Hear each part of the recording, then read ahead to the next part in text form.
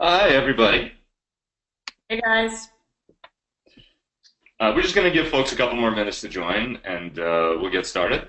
So, a couple of organizational points. Uh, there is a questions tab here in GoToWebinar. So, if you have any questions, please just ask them as we're going. We're going to look at them during the webinar, but then we'll really address all the questions afterwards. Um, so, Right, and I can see at least one person has tested them out. I see a hello question, and I can see you question. Oh, right. Okay, good. Thanks, guys. This is good to see. So it sounds like people are able to hear us, which is also really useful because no one wants to watch a muted webinar. So that's great. Yeah. Okay. Cool. Oh, greetings from Brazil. That's awesome. We have people all over the world who are in here. Very cool. we're in Brazil. This is great. I can ask the questions verbally, but then wait for And then you somebody. have to, and then you have to read the answer. Awesome. London is See from the awesome. UK. That's really cool. So there's just the two of us in the US, maybe a couple other people watching in the US, people outside of Sao Paulo, Madrid. Oh, this is so cool. Thanks everyone for joining us from all over the world, especially given that, it's like late in the morning where Dimitri is. It's early afternoon where I am. So I know everyone else's hours are a bit crazier than that. So this is great. Very cool. Panama. All right. I just quickly looked up pictures of Guarujá, and it looks pretty amazing. So I'm a little bit jealous. So Dimitri's spending his next vacation while we do this. Yeah, let me just quickly do something here.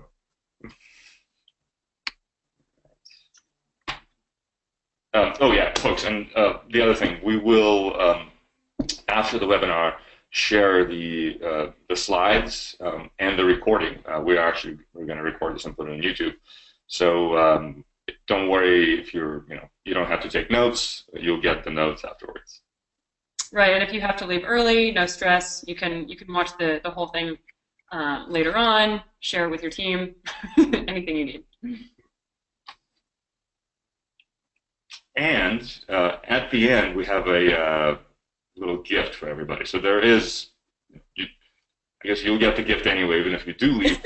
You'll be able to see it afterwards. But you'll get the gift sooner if you don't leave. All right, what do you think? Should we give people maybe another minute or so? Yeah. Okay. One more minute, All right, and very good. we'll kind of we'll start off slowly, and then it'll get Well, more and more yeah, interesting. the early part's kind of boring anyway. It's just the two of us introducing ourselves, so people can Google us.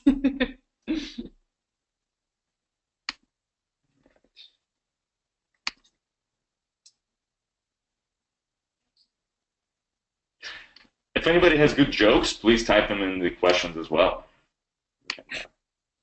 If they're appropriate, we can read them out at the end.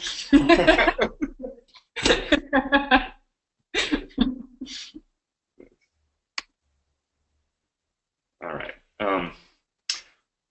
Well, let's get going here because yeah, we have a lot of information, and we want to leave some room for Q&A at the end. So why don't we get started? Sounds good. Oh yeah, there was a question. I am Orlando. I am Dimitri, not Thomas. Right. I get that it's confusing. We actually did get it to work on Thomas's account, so I'm logged in as Thomas. Borrowing someone else. Um, I'm gonna hide the question thingy okay. Can you guys still see my screen? So Awesome. if you're on this end, I can, and I'm seeing. Yep. Okay. Cool. We got a lot of yeses. Thank you guys so much. Yeah, thank you for being so responsive. Okay. Really. Yeah. So today we're going to talk about learning to say no, and really it's about prioritization. Um, and so who are we, and why are we qualified to talk to you guys here today? So We, we started SaneBox 6 years ago, and the problem we were trying to solve at the time, which is still the problem we're solving today, is email overload. So we realized that the volume of emails keeps growing, and the signal-to-noise ratio in an average inbox is getting worse, meaning there's more and more unimportant emails and less important stuff that's coming in.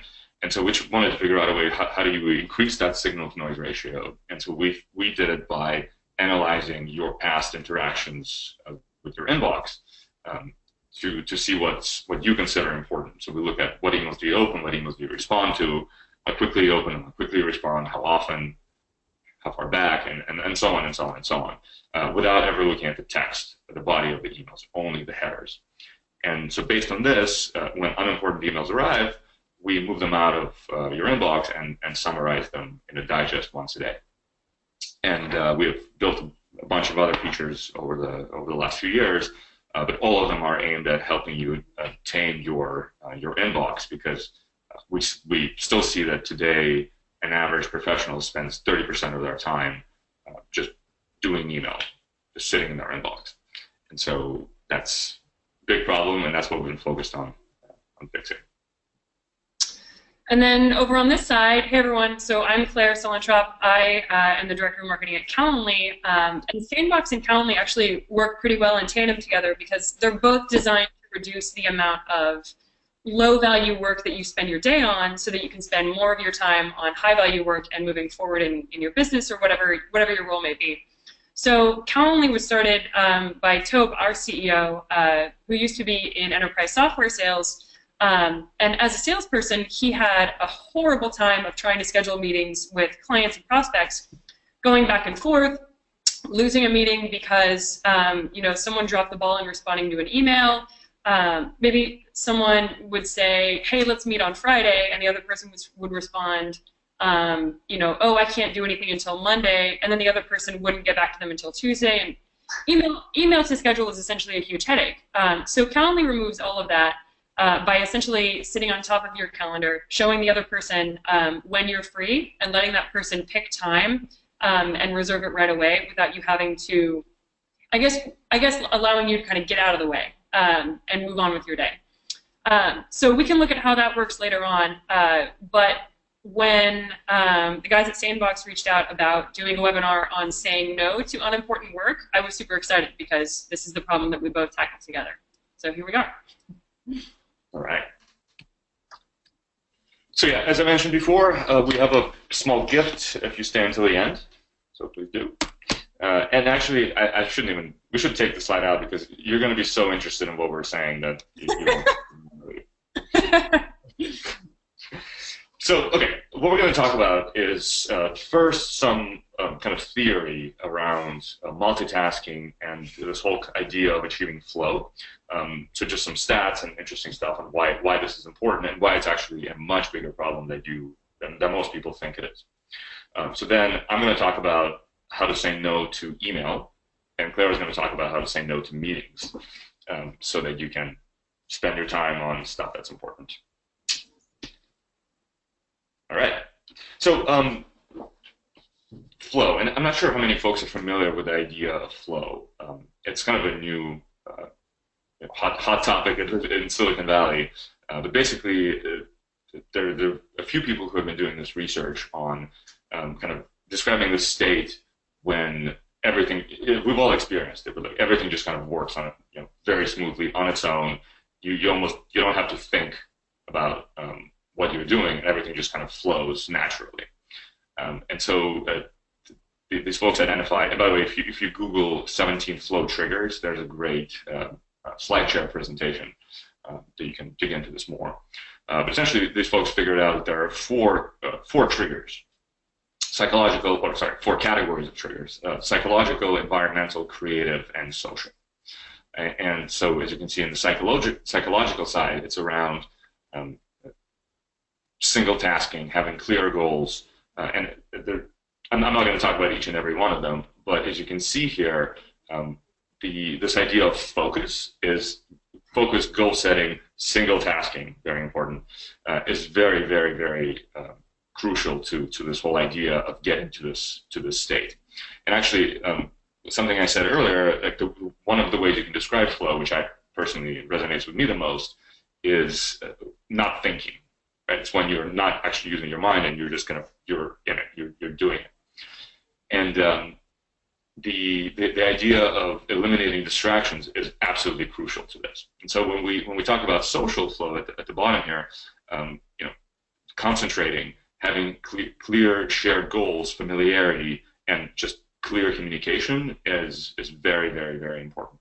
And so that's really why I think what we're doing, what we're doing, and I think the same definitely I think applies to you guys, to you, Claire, as well. Yeah, absolutely. And we'll talk about this further on. But the idea of being able to extend the amount of time that you're in that flow, and you're doing you're focused on forward-moving work. The less you have to pull yourself out of that to deal with a meeting or to deal with emails, the less time you have to spend getting your brain kind of like reacclimated into it. And we'll talk about that, like the time lost when you have to unfocus and refocus. So I'll let you go forward. Yeah. Well, so exactly. So why is this such a big problem? And if you think about this, even 10 years ago, definitely 15 years ago, email wasn't really a thing. Most people, email wasn't such a big part of your job. Definitely 20 years ago, email wasn't even really, it was invented, but nobody was using it. 10 years ago, it wasn't as big of a problem. And then, even when we started the company 6 years ago, it wasn't as big of a problem as it is today. And so, why is this happening? And there's also been a lot of research done on this. And the most kind of interesting study that was done is with rats. And essentially, there were two groups of rats. One group of rats had a lever that they would push, and every 10 times or every 20 times or a consistent number of pushes on the lever, they would get a treat. And those rats were very excited about pushing the lever because they knew every 10 or 20 times they would get it. 10 times, 20 times, 100 times, doesn't matter. It was predictable. And then there was another group of rats who had a random reward system, meaning it could be after one push, it could be after 5. It was completely random. Those rats were way more excited about pressing the lever than the other group. And so we're the same way. That's why slot machines work. That's why gambling is so addicting. So the random intervals and this random satisfaction that we get by checking our inbox is a really that's why it's so exciting. Like I've looked at my phone twice since we started talking today. How do I put mine in a drawer? So I'm not. Well, I was expecting one small thing, but really, there's nothing of value that's been achieved. So I'm sliding it away further from you now as well. But yeah, so email inbox is like a slot machine, and there's an addiction element there. And don't feel bad that you're addicted. It's wired into us. The other element here is the completion bias. By clearing out items from your inbox, it feels like you're doing work. You're doing something, and there is a kind of an instant gratification in like, okay, I'm done. Now my inbox is clean. Even though those items were completely not important and waste of time. So our completion bias is, so we don't care if it's a short-term progress. Like if the progress you made is clearing out 10 emails out of your inbox versus making an important, some real kind of important milestones in a longer-term project, like our brain is incentivized to actually try to do the short-term, unimportant thing rather than working on actual priorities that matter. One thing to mention is, that idea of what was it called, variable reward versus fixed reward. It's the exact same, just like email. It's the exact same lever, so to speak, that you push when you're on like a social media feed, right? Because it's endless scrolling, and you have no idea when you're going to get a notification or someone's going to like something that you posted. So we have all these different systems around us that are designed to keep us pulling levers, so to speak. Exactly. Yeah. and it's unfortunate because the social media is a really great example because they literally monetize you every time you look, right? So they have a very good motivator to continue doing that.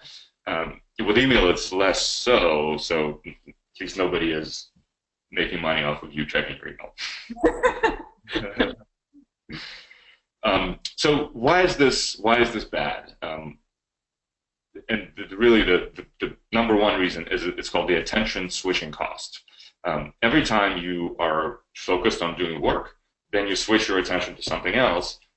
Even if it takes like 2 seconds to do that thing, it takes you about these numbers vary, 30 or even more seconds to get back into being focused and productive. Essentially, if you check your email every 5 minutes for 1 second, right? It's not just you wasted 5 seconds. You wasted basically the entire 5 minutes. Right. A lot more time. And so one of the effects of this is you literally lose 10 points on your IQ when you're multitasking. It's like working without a night's sleep. And then the other thing that was done, there was an interesting study done by the University of California, Irvine, in conjunction with the Army, where they attached heart rate monitors to people. And there were 2 groups of people, one who had access to email, one who didn't. And literally people with access to email had a much higher heart rate or much jumpier heart rate than the other group. So it's bad for your health. Okay, so digging more on the email side of things, so an average office worker spends 2.5 hours a day on their email, which ends up being about 30% of their work week on a completely reactive activity that's not part of anyone's job description. So unless you're doing, support, responding to every email in your inbox is not in your job description. Yet you still spend 30% of your time on it. So it's crazy. So it dictates, our focus, our to-do list, and our mood. And we're here to tell you how to actually make that stop. So we're going to talk about the 3 email commandments. And the email commandments are, not yet. This came out of a lot of research. So when we started the company, we noticed that there were some people that were way better at quote unquote doing email than others, and we wanted to figure out what that is. And actually, what became even more interesting is some of the people who are really the most efficient, the best at doing email, also get the highest quantity of emails. So it's your very, the CEOs, venture capitalists who get just a ton of mail, and yet they somehow manage to get to inbox 0 every day. And so we wanted to figure out what is special about them. And so we looked at a lot of data, talked to a lot of people, and came up with these kind of principles for how to win the game. And so it really is like a game. So email is like Tetris. No matter how good you are at clearing these lines, the blocks, more keep coming, and the volume of emails grows every year. So literally, more emails come faster, right? Every year. And so, just like with Tetris, you can never win the game. You might get good, but eventually it will destroy you. And so you have to change how you think about the game. And the way you have to change it is by coming up with a different system, a process, and using the right tools. And so, by the way, we designed SaneBox to really be the tool that helps you do this, but it's just using us is not enough. You really also have to change your process and change how you think about the game. Mm-hmm. The fundamental problem is that email has become a kind of a default number one priority for most people. Meaning, you wake up in the morning, you look at your inbox or on your phone. You get into the office, open up your laptop, get into your inbox, and start typing away. And next thing you know, it's lunchtime, but you haven't actually done anything. You just responded to a bunch of people. And what ends up happening is email is essentially a to-do list that other people write on for you, right? So it's not really your to-do list, it's other people's.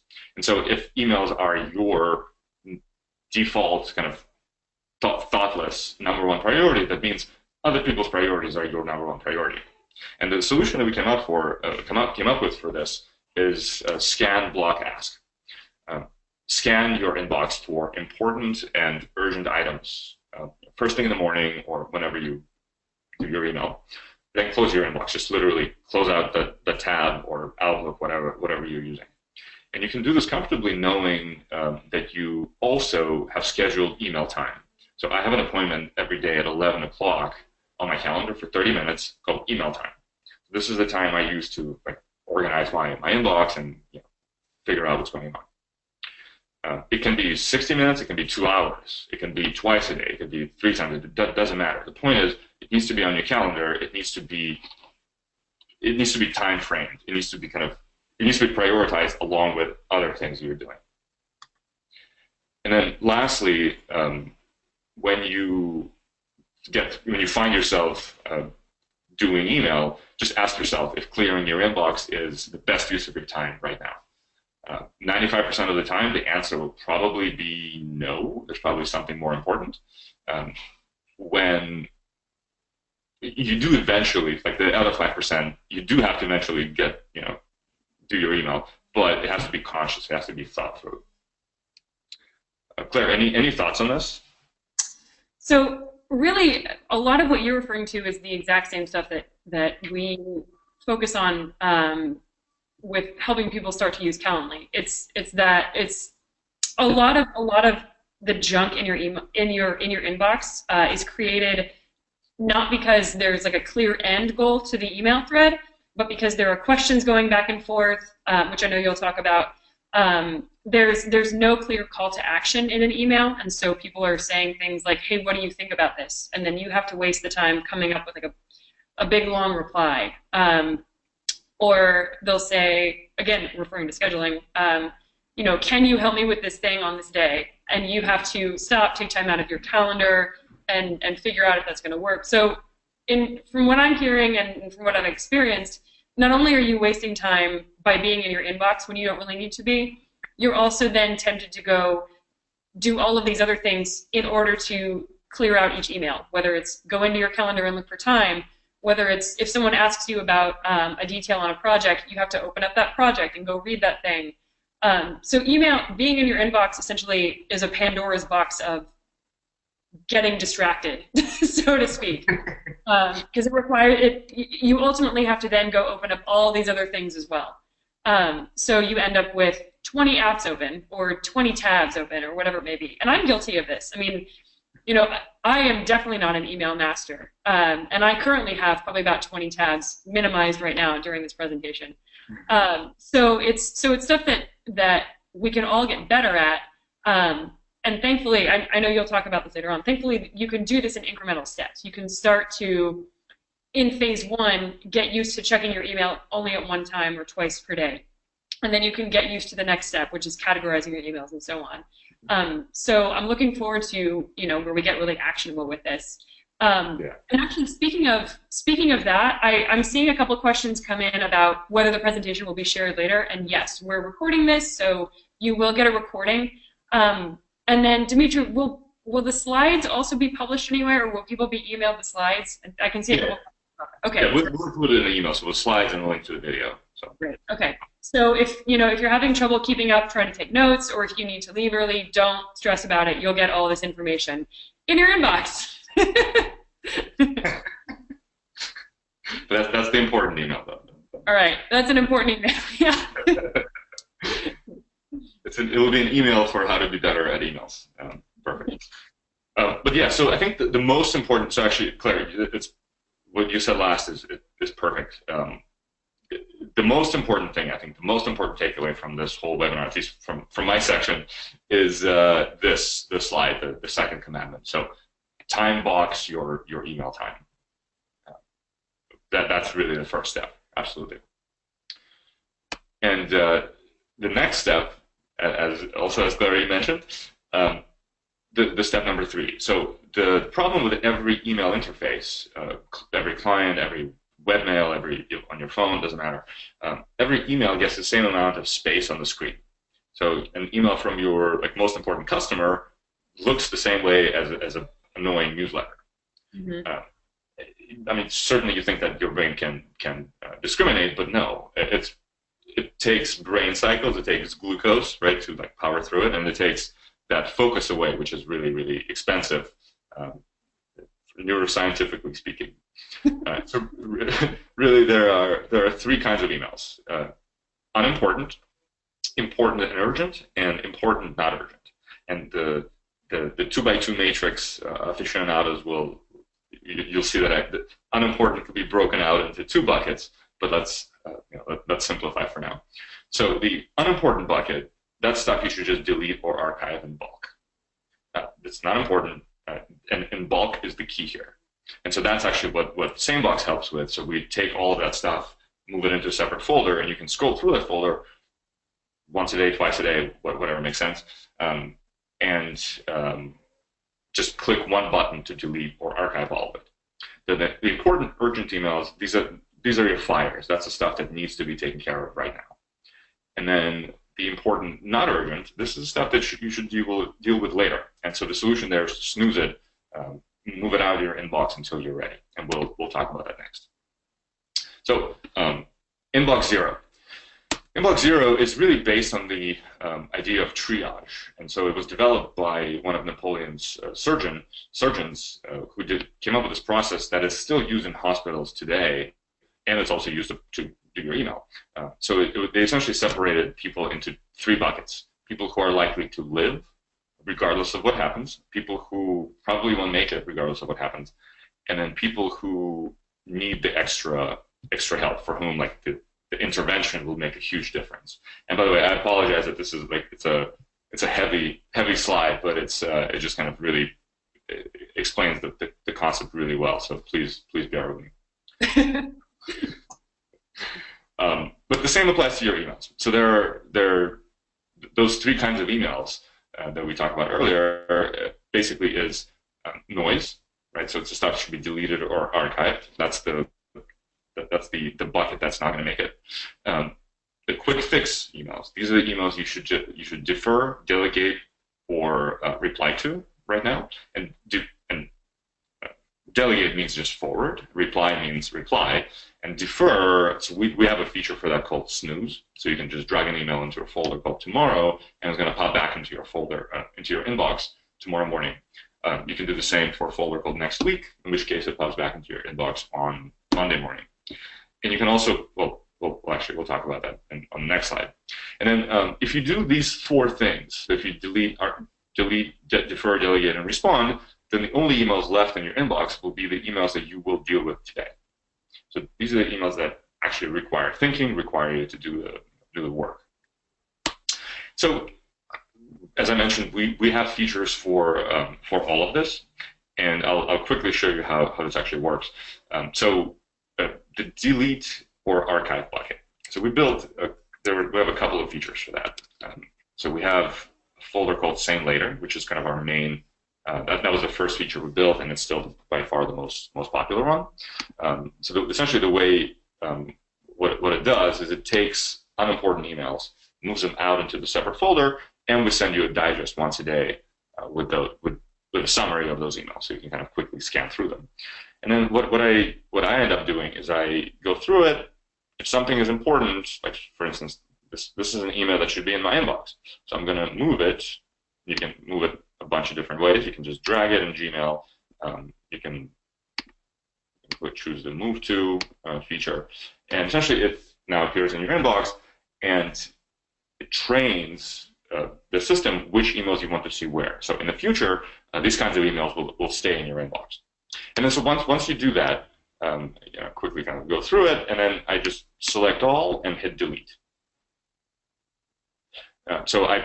All of these emails would have required me to task switch and think about what's important, what's not, and do it kind of one by one. So by doing this in bulk, I've saved a ton of time, and most importantly, just a ton more focus. Now, if an email is really not important, so for instance, I don't care about all mobile virtual, I'm going to move this email into this folder called Sane Black Hole. And basically what it does is, I'm kind of like unsubscribing. Technically what happens, all future emails from that sender will go straight to trash, so you'll never hear from that person again. But you're not actually exposing yourself as a real human to the sender. And so it's much, much safer and easier than unsubscribing,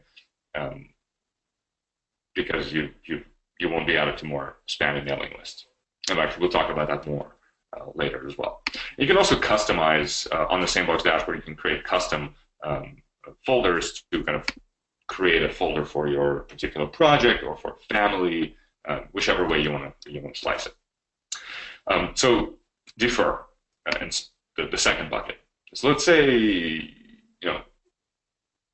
this important business partner is important, but it's just not urgent right now. So I can create a folder called Sane Tomorrow, and if I move it into that folder, it's going to pop back in my inbox tomorrow morning.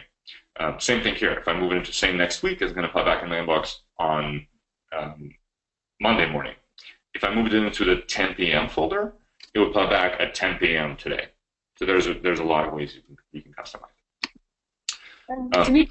While you're demoing this, actually, we're getting some questions about what email, what types of email SaneBox integrates with. So obviously Gmail. So does it integrate with other types of email as well? Great question. Yeah, we work with absolutely any email provider, any client, any device that you use. All we do is we connect to the mail server. So not to get too technical, we just connect to the mail server. And so we create folders. And so because of that, we can literally work with any email system. So whatever you use today to do email, we automatically work with it. So usually when we talk about this, I now would get questions, does it work with Apple Mail? The answer is yes. Does it work with Outlook? Yes. Even if there's a new system that gets invented tomorrow or a new client that gets built, we automatically work with it. That's just kind of the design of the system. And there's a couple of other questions about integrations and will this work in my scenario. So for people who are asking those, we are happy to get to those at the end so that we can give you all the info beforehand, and then we'll discuss. So please feel free to keep those coming, and then we'll just, if you don't hear us talking about them now, we'll address them at the end of the webinar. Perfect. Yeah, and if we don't get to it by the end of the webinar, we'll have somebody on our support team follow up with you and respond. By the way, we always do that. There we go. But yeah, the answer to all those questions is yes. We do work with any system.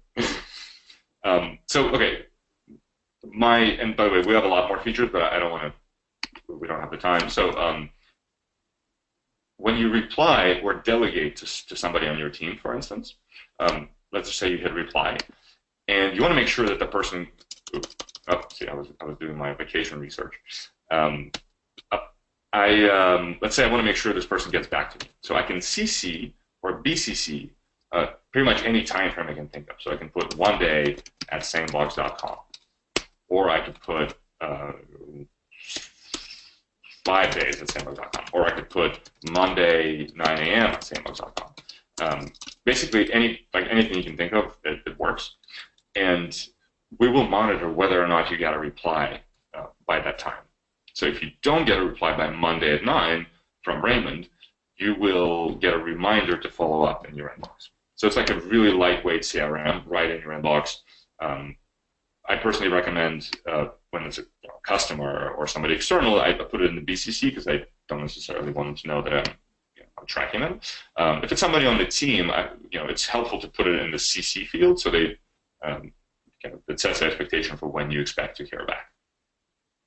So this is our second most popular feature, very powerful. I personally can't live without it at this point. And then lastly, if you use this, then the only emails left in your inbox will be the email that you will get to today. So stuff that requires work. My personal hack, and I realize this is cheating, is at the end of the day, actually I'll just show you what I do, how I get to inbox 0 every day. I select all and move these emails to Sane Tomorrow. And it sounds like cheating, and it is, but it actually is very good for your psychological well-being, so I highly recommend it. It's cheating, but it's so much more zen than my inbox right now. Well, this is a demo account. Right. Mine is actually not too much worse. Okay.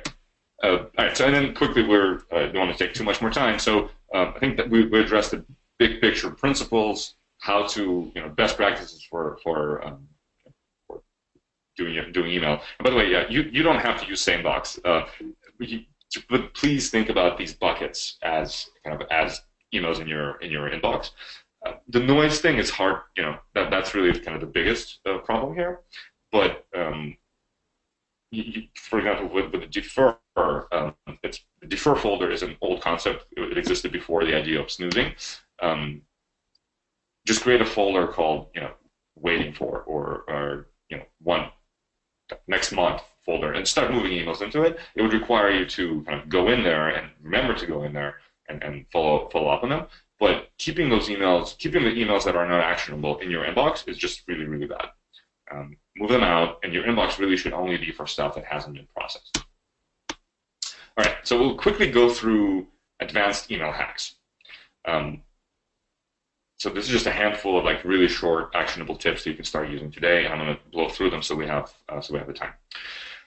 So bolding key phrases is really helpful. If your email is like a paragraph, or if there's an action item in it, bold that action item or the main takeaway. It will make the recipient's job much easier in reading it. Don't get hacked. So we highly recommend, and all of us here use 1Password. There are a couple of these services. LastPass is another one. I think they got acquired by LifeLock recently. So if you're not sure, check 1Password because that's probably a better option at this point. And personally for me, I have a separate. What 1Password is a browser extension and also a mobile app that sits on your browser and it creates and stores really random, really long, hard to guess passwords.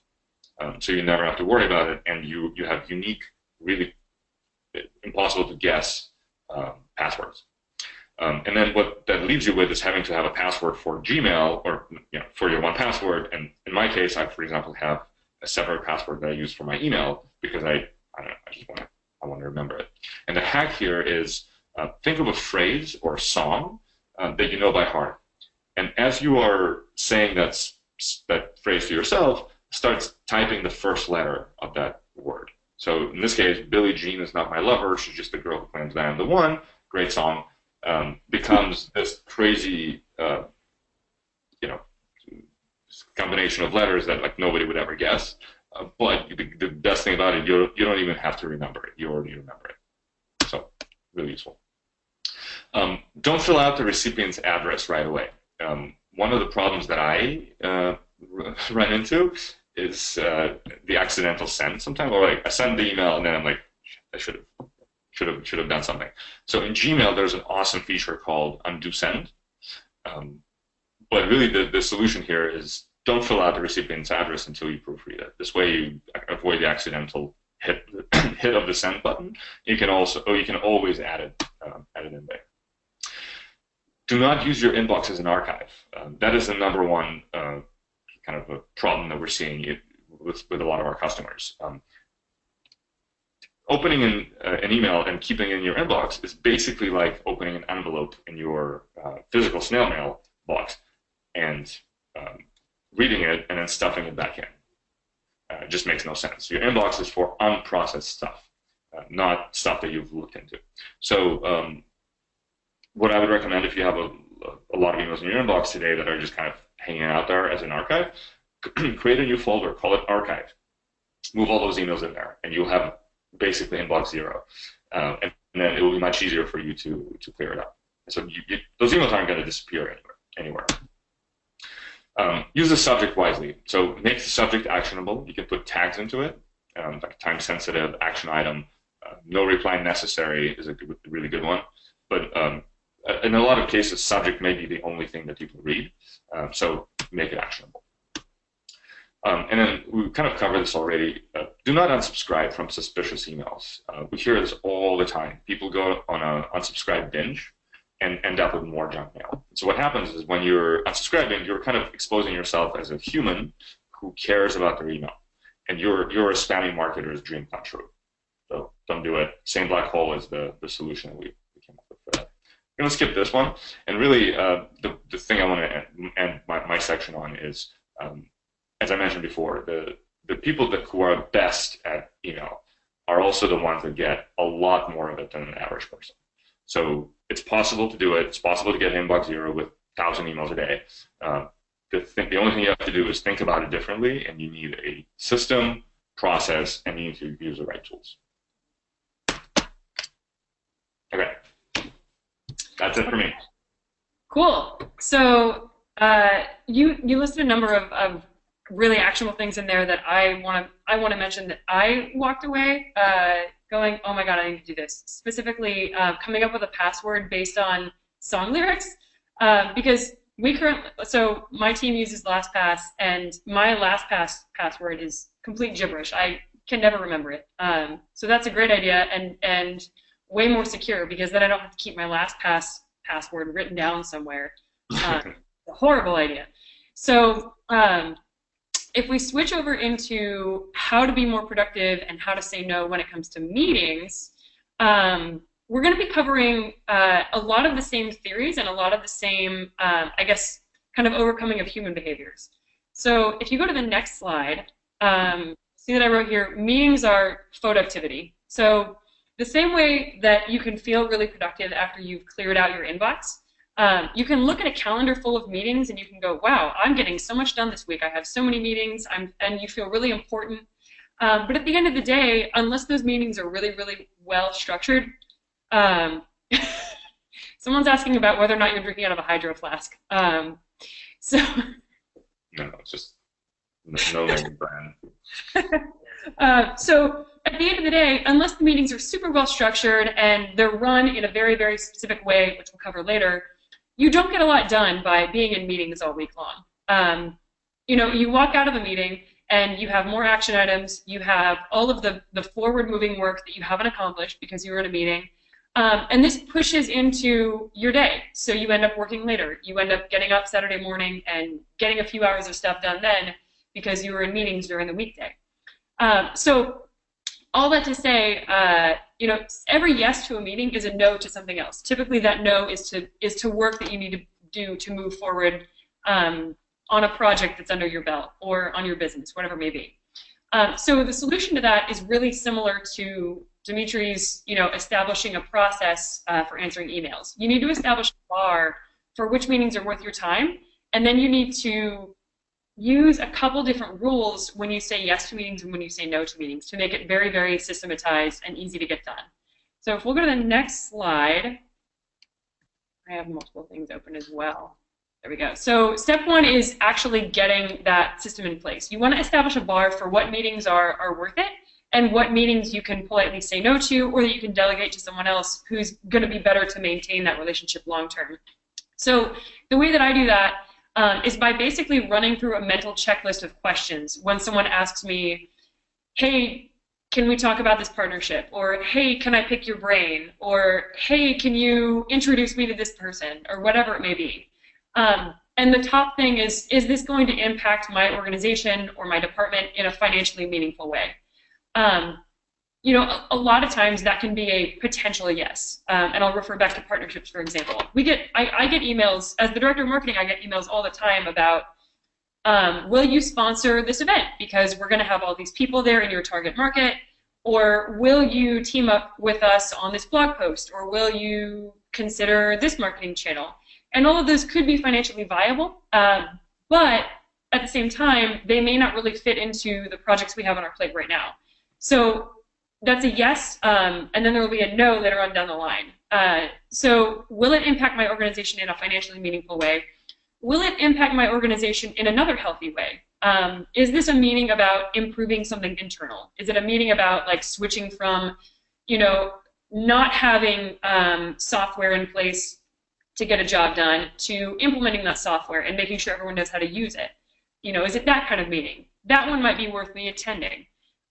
Is the meeting directly, this goes back to what I mentioned a second ago, is the meeting directly related to a project I'm working on right now? If it's not, then it's probably not worth taking the meeting currently, although it could be really useful in the future. So we'll talk about how to deflect meetings until a later time. If it's related to something you'd like to work on in the future, that's the same thing.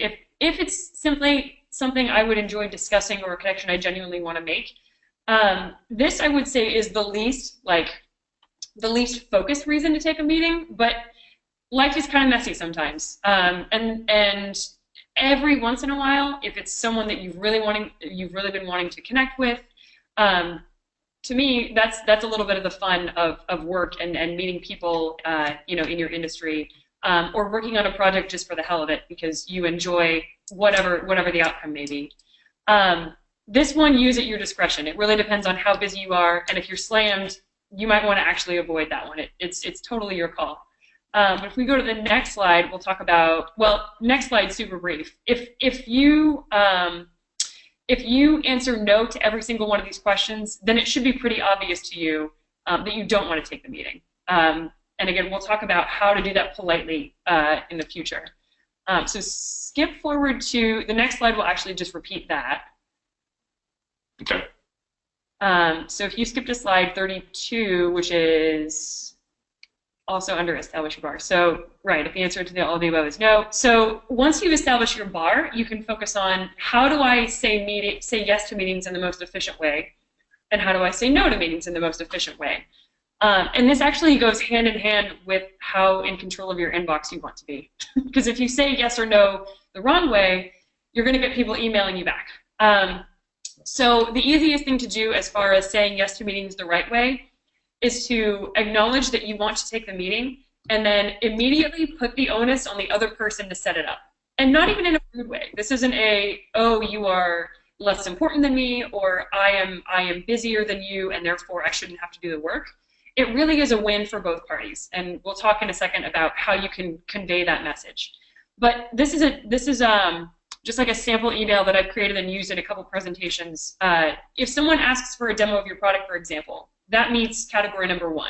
Clearly, if they want to learn about your product, it's probably going to be financially viable, so you want to take that meeting. But what you don't want to do is say, hey, yes, I'd love to give you a demo. When are you free? I think, Dimitri, earlier you talked about not being open-ended in emails, right? You want to give people like the easiest action possible. And Calendly allows them to do that. So in this example, you can see this person has written, yes, you want to grab a time with this link so we can afford the back and forth of finding a time. This prevents the, hey, are you free Friday? Hey, are you free Tuesday? No, I'm not free Tuesday. How about Wednesday? Back and forth that I know we've all gone through and is really frustrating. So if you go to the next slide, you should actually be able to click on this, and this is what the other person sees if you send them a Calendly link. So all those little blue circles are the day, right? And yeah, this just a little GIF that I made it should repeat itself, I believe. I don't know, maybe it won't. But they see your times, they click into a day that they're free, they reserve that time, they give you whatever information you want, whether it's their phone number, their Skype ID, their GoToMeeting link, and that's it. And it's on the calendar, and your email exchange has ended. There's no more back and forth piling up in your inbox, which again is where our two platforms work together super well. So if we go to the next slide, yeah, I guess this little repeating video we can get away from. So if we go to the next slide, this goes back to making sure you say this the right way. I've seen people send me their Calendly link in the correct way and then also the incorrect way. And I've gotten some questions from Calendly users about how do I send a Calendly link without seeming rude? I don't want to seem like the other person isn't important, especially if it's, maybe it's an investor, maybe it's a boss, maybe it's someone you want to establish really good rapport with, and so you don't want to seem as though you're assigning them homework. So you want to show how scheduling in an automated way is going to be a win for them. And these are actually some scripts that I use all the time. I have them. I have like a little keyboard shortcut to open them up. And basically, I position it as something that's going to save them time versus something that's going to save me time. So you start out, in case they're uncomfortable with the idea of automated scheduling, you can start out just by proposing a time. I'm free tomorrow at 2 Eastern. But if you're busy, feel free to name the easiest time, insert your Calendly link, and I'll give you a call. And that gives them the option. They get to choose whether or not they want to confirm, the manual time you've chosen. And if that doesn't work for them, then they also have your entire availability. Related, this is another one I use, let's chat, my calendar is all yours. The phrase my calendar is all yours or my schedule is all yours has been really, really powerful in getting people to understand that I am of service to you. This isn't something that I'm delegating away from myself. It's something that I want to provide to make our relationship easier. So I would definitely recommend using something that positions Calendly in this way, and that can really help get past the fear of what if they think that I'm assuming I'm more important. Does that make? Yeah, this was a big thing for me when I started using Calendly a couple of years ago, and I actually struggled to come up with that phrase. And this is by far the best. Currently, I think I'm saying, "Hey, please pick the time that works best for you." So kind of like same idea, but this, my calendar is all yours is brilliant. And that one, actually, I can't even take credit for coming up with that. Someone else said that to me, which I have now stolen. All right, let's go to the next slide. So this refers back to leaving things open-ended. If you do say yes to a meeting, and you've confirmed the time, and it's on the calendar, the last thing you want to do is get to that meeting, open up your screen share or sit at the table, whatever you're doing, and have no clear picture of what the end goal is. Because then you're sitting there for the next 15, 20 minutes, hour, and you're kind of aimless and you're wasting time, versus asking very, very early on in the conversation for an agenda. So you know exactly what to discuss, you can stick to that, you kind of prevent the other person from wandering off topic if you're meeting with someone who's prone to do that. And ultimately, you have a bit of an opportunity to end the meeting early, which is always nice. So I've found it really, really helpful to include this in a couple places. If I'm scheduling with someone and they're not booking through Calendly, maybe it's internal, it's like my teammate who's in the next room, I'll just shoot them a quick message on Slack that says, "Hey, could you send over an agenda?" And then I will put that in my Google Calendar event details so that I can pull that up the day of.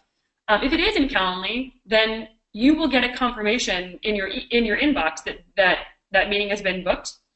And then you can reply directly to that confirmation and send that person a request saying, "Hey, thanks so much for booking. Could you shoot me some bullet points of what we need to cover?" And that way I'm prepared. So either way. By the way, you guys also have a great feature. You can ask additional questions in the form, right. But you can request that information up front if you want to. Yes, so that's another thing that's really useful about Calendly is there was a portion in that little playing video where the fake invitee entered their phone number. You can add up to 4 different questions. So you can include in there, please let me know what this meeting is about. What's the most important detail that we discuss? And you can customize that based on the context, whether it's a sales meeting, whether it's a meeting with a manager, whether it's a meeting with an investor, whatever it may be. So all of that is totally customizable to your scenario. And I think we can go to the next slide, which is the difficulty of saying no to meetings. So there's so much social context around meetings. It might be a good friend of yours who wants your insight on something, but you're super busy. Maybe it's someone that you don't know that well, but you have a friend in common, and so you kind of feel like a jerk saying no. Again, it might be a superior. They want you to attend a meeting and you really don't need to be there, and it can be totally cleared up by an email. Maybe it's someone who's, they're new to your field and they're seeking help, but again, you get these meeting requests all the time and you don't have the room in your schedule. There's all these different reasons that we need to say no to meetings, but we're terrified of coming off as rude or self-important or being offensive. And so the next slides are actually a couple of templates that you can use to get around that and to say no in a very polite way. So I always, when I'm going to say no to a meeting, I begin with a thank you. And there is, I think it was Groove or Buffer. There was another software company who did a study on how effective it is to begin a disappointing email with a thank you. And the other person is so much more likely to take it well than if you begin very abruptly. So I always begin by saying, "Thanks for reaching out, but," and then if we go to the next slide, there will be a couple templates on there, or maybe one template on there. So this one's for when you're stuck on a pitch that never ends. I don't know if I'm sure other people have seen these in their inbox when it's someone who's trying to sell you something and you're so not interested. And you can very easily reach out and say, hey, thanks for reaching out. This isn't a focus of our strategy right now. Thanks for understanding. And that's really all you need to do. As I'm sure many other people do as well, I get these all the time, and this has been really, really useful in getting those campaigns to end without being a jerk to the person who's sending them, because they're just doing their job as well. Yeah. And thanks for understanding is actually nice because it kind of cuts it off very politely, but it does cut it off. Right. Okay. Conversation is over. All right. So what do we have next? So this is for the infamous "Can I pick your brain?" request, which many people get, and you hate to you've been in that person's shoes, right? You've been in a situation where you could use some advice or some insight or a connection, and I personally, I don't ever want to turn someone down if I can give them some help. But there are times when I just don't have the room in my schedule. I'm just too slammed. So it's perfectly okay to say that, and to let the person know that you still think highly of them. You know, I'm slammed with projects. I'm not taking on new meetings for the foreseeable future. And that takes the focus away from you are not worth my time, and it helps them understand that I'm simply too busy for this right now. Another thing that you can do that I actually haven't included in the slide here is refer them to someone else who may be either more open as far as their schedule goes and can help them with the same thing, or to send them to a resource. So maybe it's a blog that will cover the information they're looking for, or a slide share or something like that. You know, I'm too busy to talk about this, but here's this awesome presentation that I attended last week, and it'll give you some good tips. So that's another way to say no if you have things like that offhand. If we go to the next slide, I think we're almost to the end here. I know we're getting really, really close on time. So this is when people reach out and they have something really interesting that you do want to talk about, but it's not relevant to your current projects. And this goes back to what I mentioned earlier, like marketing partnerships or product partnerships. I'm kind of thinking in that sphere, but it could be all kinds of other things, sponsorships, etc. This is a great idea. I'd love to discuss in the future. Could you follow up in X amount of months from now? And this is a great kind of test of the waters, because if the person is serious, then they'll put time on their calendar to follow up with you again. And if they're not serious about it, then they won't, and it wasn't worth you getting on the meeting anyway. So it's a win for you.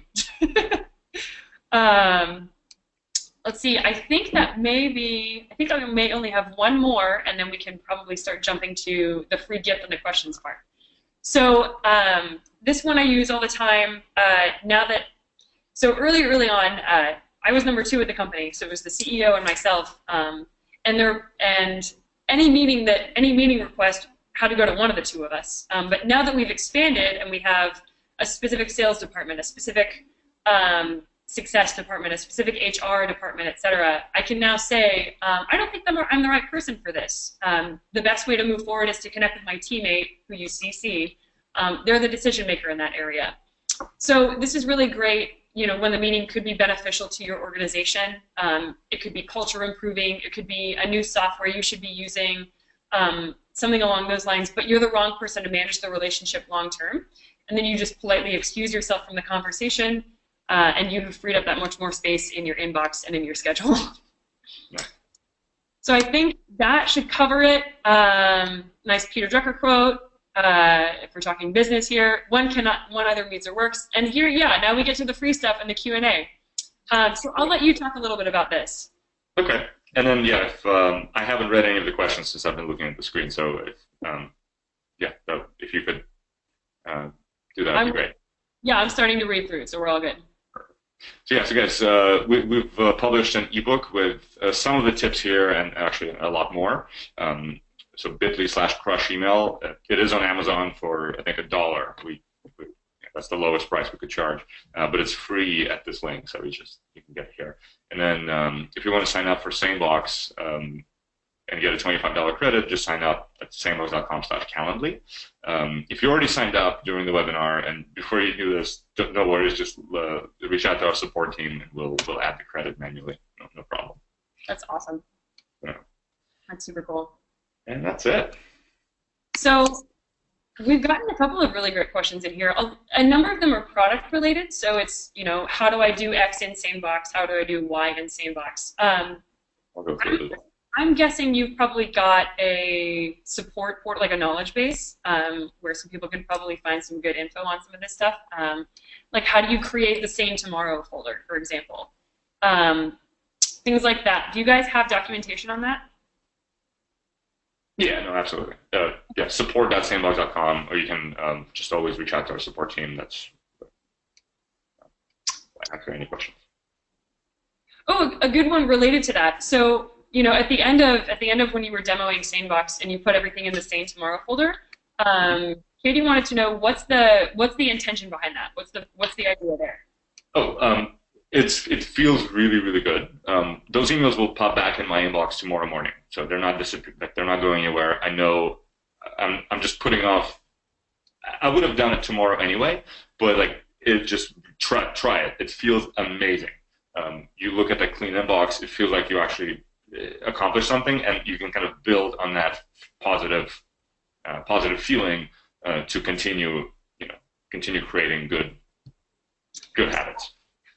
I can totally speak to that. When it comes to emptying your inbox, which I never do, it's such a good feeling. I know that it doesn't really mean I was uber productive, but it makes me feel that much more motivated to go get more done. Let's see. Related to product questions, someone else asked, do Calendly links work inside other like non-email messages, like LinkedIn messages? And the answer to that is yes, definitely. So if you're communicating with someone via LinkedIn, even if you're texting someone, wherever you insert your Calendly link, calendly.com/whatever your username is, as long as it's somewhere on the internet, the other person will be able to click on that and arrive at your Calendly page. So you can definitely do that. I've traded Calendly links with people in LinkedIn messages back and forth, so that's definitely on the table. Let's see. So one question regarding turning on Sane Tomorrow and those additional folders. So you can do all of that on our dashboard. So all of the optional features. We have a lot of other stuff that we didn't cover. Yeah, just check it out. So other people are asking, you know, if they have no prioritization in their inbox, how do they save themselves? And the way that I would interpret that is, how do you start implementing an email system when you're so busy and you have nothing in place? Like, how do you break that into tiny little steps? And step one, email time. Well, actually, step one, if you have a lot of emails in your inbox, just create a folder called Archive, move it there. Like, if you're in Gmail, you could just click Archive, and all those emails will go away into the all mail folder. But it's a little scary, right? Because it's hard to find them. Just create another folder, move those emails there, and then your inbox will be clean. Step two, set up email time. So do an hour at whatever time makes sense. And then create a system to bulk process your unimportant emails. I think that's probably the biggest. I'm a huge fan of the email time. I struggle to stick to it, and that actually is another good question. If other people in your organization don't value chunking your day into little pieces and doing email only at this time or this time, how can you convince other people in your company to adopt that or to let you do it without bothering you about it? So I'm gonna steal this from Tim Ferriss, who he wrote this in the original 4-Hour Workweek book. He actually has a template, like an auto reply template, that tells the receiver, so they send you an email, and basically the auto reply says, "Hey, I'm only checking email during certain times of day now," but the key is, here's why I'm doing it. Like, it lets me focus on important stuff, blah blah blah blah blah blah. It's like it's the right thing to do, right? And so, if your boss receives that auto reply and he or she gets upset for a second, but after reading why you're doing this, there's no way anybody would be would disagree with you. Someone is noticing that the Amazon book link is going to the wrong site. Could someone who has tried to go to that link type in bit.ly/crush email, but with no capitals? Without the capitals, it should go to the right place. I think that should do it. And then once someone has done that, feel free to type into the Q&A box and confirm. No caps works. Okay, awesome. Let's see. I know that I guess like already over time. There are a couple other great questions on here. A number of them are product related. I'm scrolling through. Yeah, so the product-related questions, folks, we do work with Office 365. We work with any client. One question was around Google Inbox. We do work with Google Inbox. It's a little bit clunkier. It's not as smooth, but it does work as well.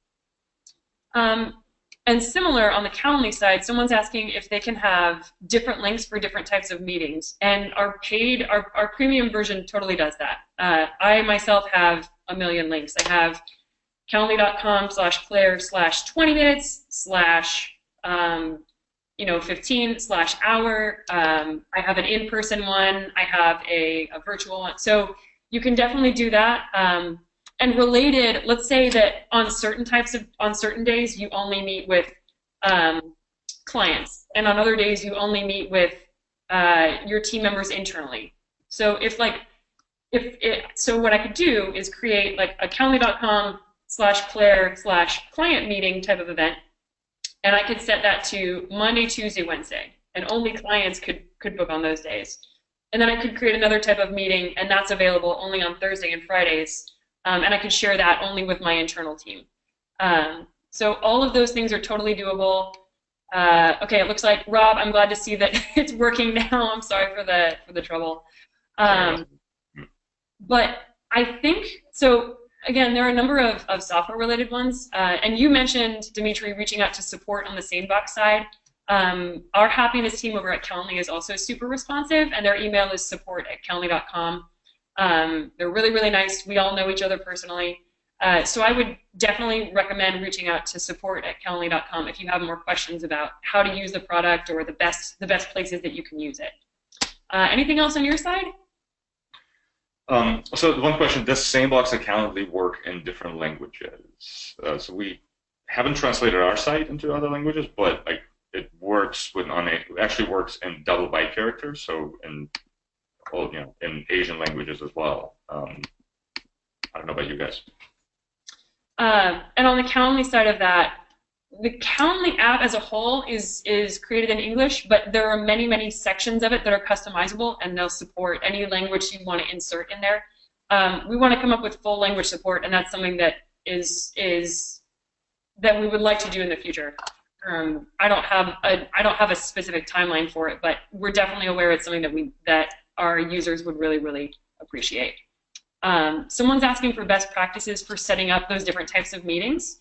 If you go to, and I will add this to the Q&A section. If you go to help.calendly.com, and in that search box you type event types, you will start to see some information on that.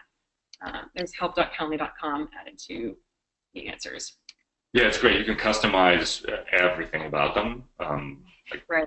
The link, the color, all kinds of notifications. It's super powerful.